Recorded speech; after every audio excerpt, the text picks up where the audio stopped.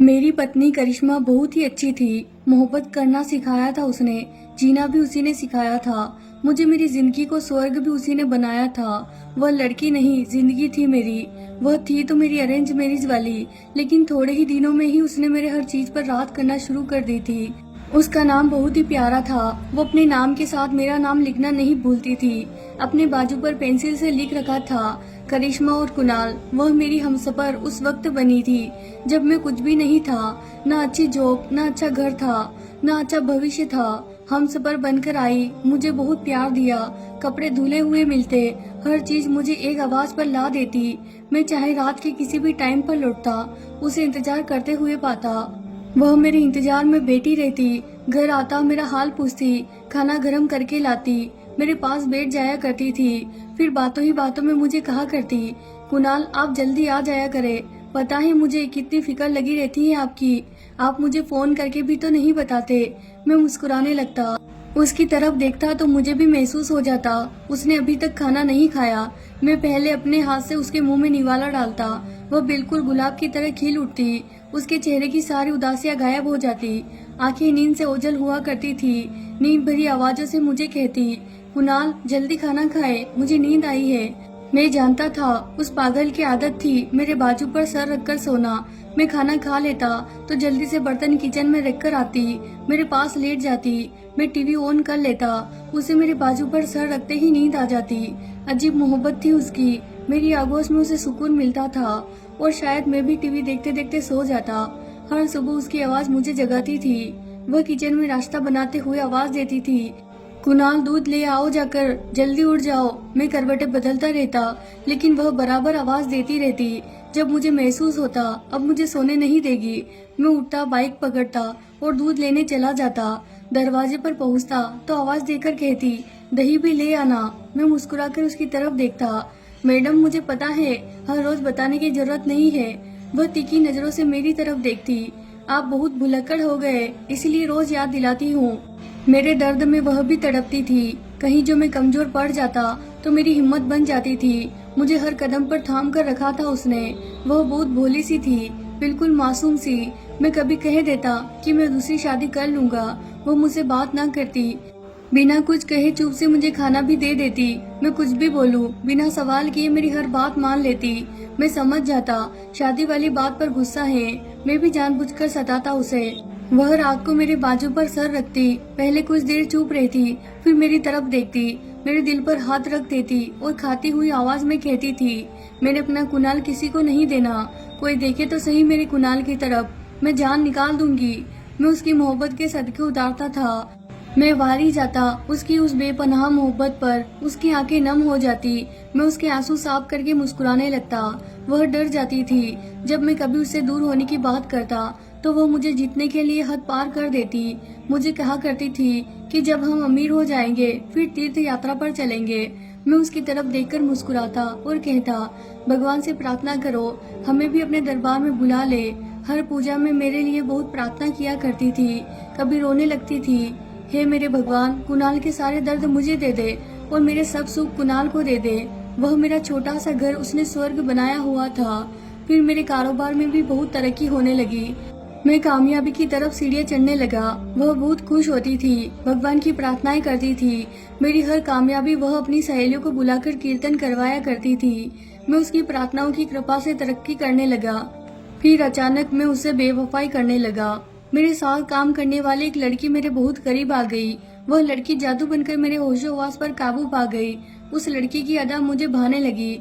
वह थोड़ी मॉडर्न थी और पढ़ी लिखी थी। उसे मुझसे और मुझे उससे प्यार होने लगा। मैं करिश्मा को धोखा देने लगा था। करिश्मा बेचारी जानती भी नहीं थी उसके साथ क्या होने वाला है। मेरा इंतजार करना, मेरे साथ खाना खाना, मेरे लिए प्रार्थनाएं करना, मेरे बाजू पर सोना। वह तो प्यार में हर हद पार कर चुकी थी, लेकिन मैं मर्द था ना, मैं कब उसकी कदर कर सका। फिर एक दिन करिश्मा को मुझ पर शक हो गया। वो मुझसे पूछती, आप कितने देर तक बातें करते हैं बाहर खड़े होकर, लेकिन मैं बात टाल देता। एक दिन मुझे लगा वह सो गई है। मैं अपनी गर्लफ्रेंड से बात कर रहा था। वो मेरे पीछे खड़ी सब सुन रही थी। मैं उस लड़की से कोर्ट मैरिज कर चुका था, लेकिन करिश्मा को नहीं बताया था। मेरी सारी बातें उसने सुन ली। मेरी दूसरी पत्नी मुझे बुला रही थी। जब मैंने फोन बंद किया तो करिश्मा सामने खड़ी थी। मेरे चेहरे को अपने हाथों में भरकर रो रही थी।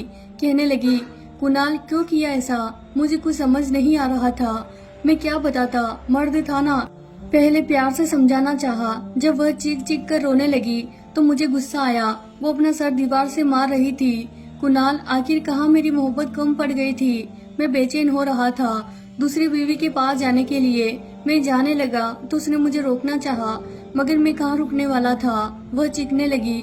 उसने मुझे गुस्से में कहा, मर्द हो तो छोड़कर दिखाओ मुझे। मैं भी गुस्से में था। मैं बार बार उसे समझाने की कोशिश कर रहा था, मगर वह कुछ समझ नहीं पा रही थी। मैंने ना चाहते हुए भी उसे छोड़ने का फैसला कर लिया। वह चुप हो गई। उसकी चीखें रुक गई थी। वह जमीन पर बैठ गई जैसे पागल हो गई हो।